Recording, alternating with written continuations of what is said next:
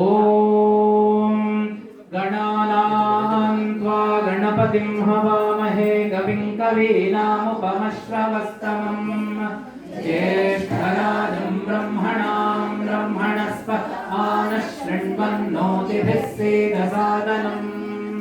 ಓಂ ಮಹಾಗಣಪತಯೇ ನಮಃ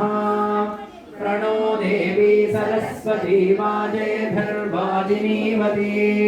धीनाममित्र्यवतु ॐ वाग्देव्यै नमः देवीं वाचमजनयन्त देवास्ता विश्वरूपाः पशवो वदन्ति सा नो मन्त्रेशमूर्जन्दुहानाधेनुर्वा तस्मानुपसुष्टुतैतु ॐ न कर्मणा न प्रजया धनेन त्यागेनैके अमृतत्वमानशुः करेण नाकं निहितं गुहायां विभ्राजदेत यतयो विशन्ति वेदान्तविज्ञानसुनिश्चितार्थाः संन्यासयोगा यतयः शुद्धसत्त्वाः ते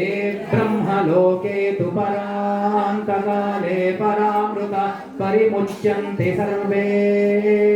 दह्रौ विपापं परमेष्मभूतय्य पुण्डरीकं पुरमध्यसर्गस्थम् तत्रापि दह्रं गगनौ विशोकस्तस्मिन् यजन्तस्तदुपासितव्यम् यो वेदादौ स्वरः प्रोक्तो वेदान्ते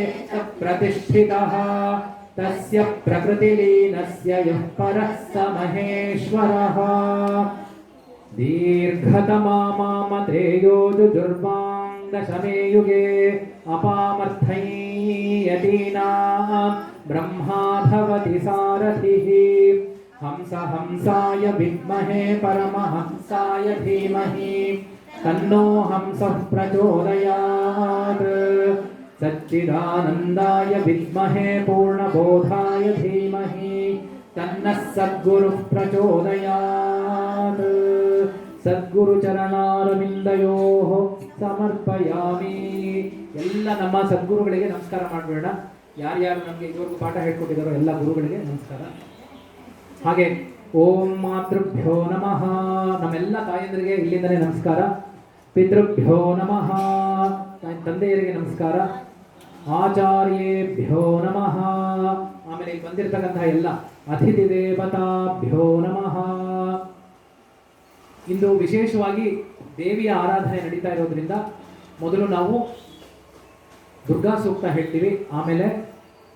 ಶ್ರೀ ಸೂಕ್ತ ಆಮೇಲೆ ದೇವಿ ಸೂಕ್ತ ಯಾರಿಗೆ ಅವಕಾಶ ಇದೆ ಹೇಳಿ ಮೈಕ್ ಬೇಕಾದ್ರೆ